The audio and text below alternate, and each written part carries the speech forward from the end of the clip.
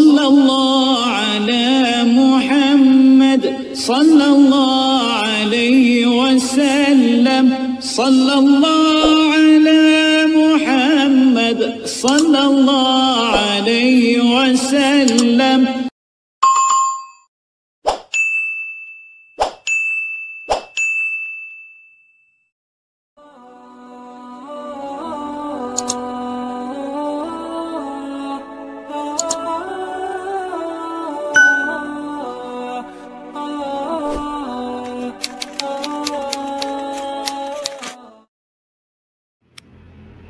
Al-Quran bukan hanya kitab yang berisi tata cara ibadah. Di dalamnya terkandung banyak ilmu dan hikmah yang sampai hari ini belum seluruhnya terungkap. Bagi siapapun yang tekun mempelajarinya, ia akan menemukan mukjizat-mukjizat yang menakjubkan. Sampai detik ini, Al-Quran terus menjadi perbincangan di kalangan ilmuwan.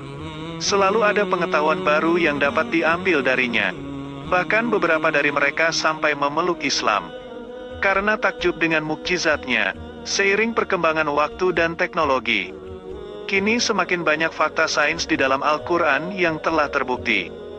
Hal tersebut menunjukkan Al-Quran bukan karangan manusia, melainkan firman Allah yang kebenarannya tak perlu diragukan.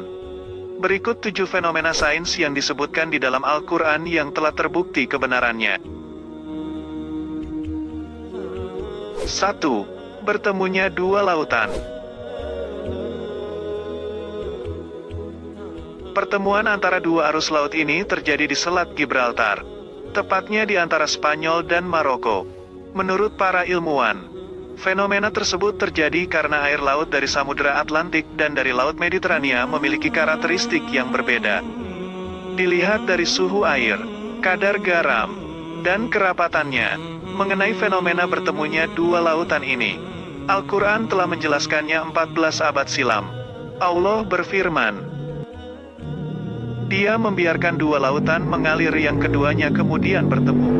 Antara keduanya ada batas yang tidak dilampaui masing-masing.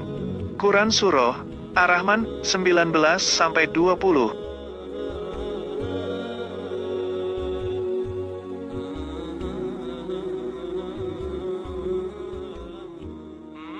2. Garis edar tata surya. Menurut ahli astronomi, matahari bergerak dengan kecepatan 720.000 km per jam ke arah bintang Vega dalam sebuah garis edar yang dinamakan solar apex.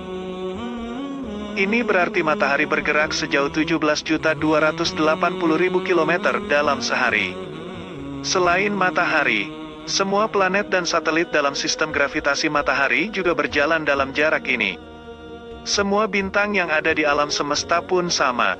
Fenomena tata surya dan garis edar ini sudah tertulis di dalam Al-Quran. Antara lain di dalam surah Al-Anbiya, ayat 33.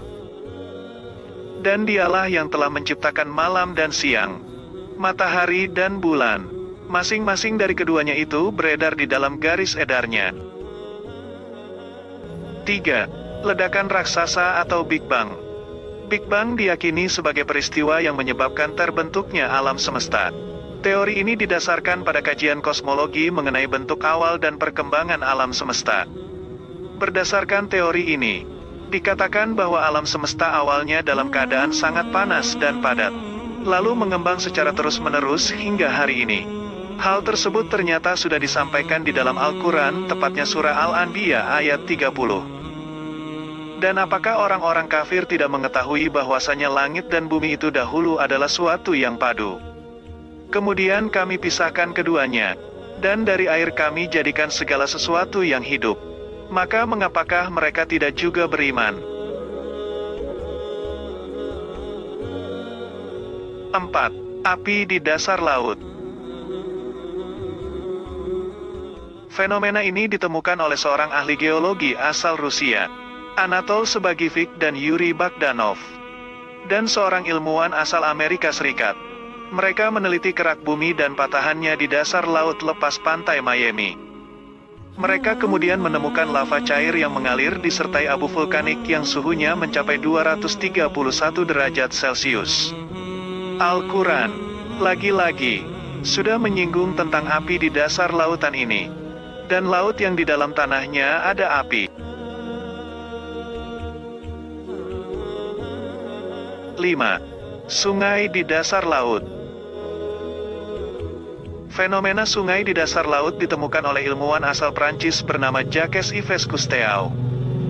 Para ahli menyebut fenomena ini sebagai lapisan hidrogen sulfida. Karena air yang mengalir di sungai dasar laut ini memiliki rasa air tawar. Selain itu, sungai dasar laut ini ditumbuhi daun-daun dan pohon. Fenomena ini disebutkan di dalam Al-Quran, tepatnya di dalam surah Al-Furqan ayat 53. Dan dialah Allah yang membiarkan dua laut mengalir berdampingan. Yang satu tawar dan segar dan yang lainnya asin. Dia jadikan antara keduanya dinding dan batas yang tidak tembus. 6. Dasar lautan yang gelap. Manusia tak mampu menyelam 40 meter di bawah laut tanpa peralatan khusus.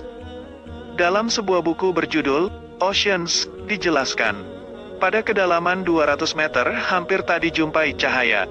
Sedangkan pada kedalaman 1000 meter tak terdapat cahaya sama sekali. Kondisi dasar laut yang gelap baru bisa diketahui setelah penemuan teknologi canggih. Namun, Al-Quran telah menjelaskan keadaan dasar lautan tersebut sejak ribuan tahun yang lalu. Atau seperti gelap gulita di lautan yang dalam, yang diliputi oleh ombak, yang di atasnya ombak pula. Di atasnya, lagi, awan, gelap gulita yang tindih menindih. Apabila dia mengeluarkan tangannya, tiadalah dia dapat melihatnya. Dan, barang siapa yang tiada diberi cahaya, petunjuk oleh Allah, maka tiadalah dia mempunyai cahaya sedikit pun.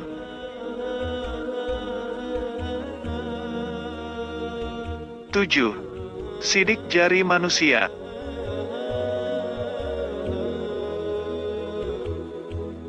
Sidik jari ditemukan pada akhir abad ke-19.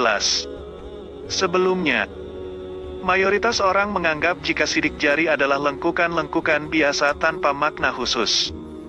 Setiap manusia, termasuk mereka yang terlahir kembar identik, memiliki pola sidik jari yang berbeda. Dengan kata lain, salah satu tanda pengenal manusia terdapat pada ujung jari mereka. Al-Quran telah menjelaskan tentang kesempurnaan jari manusia ini. Bukan demikian.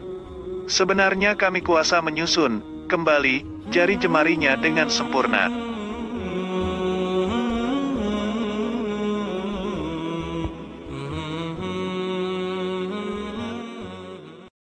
Sallallahu ala Muhammad, sallallahu alaihi wasallam, sallallahu ala Muhammad, sallallahu alaihi wasallam.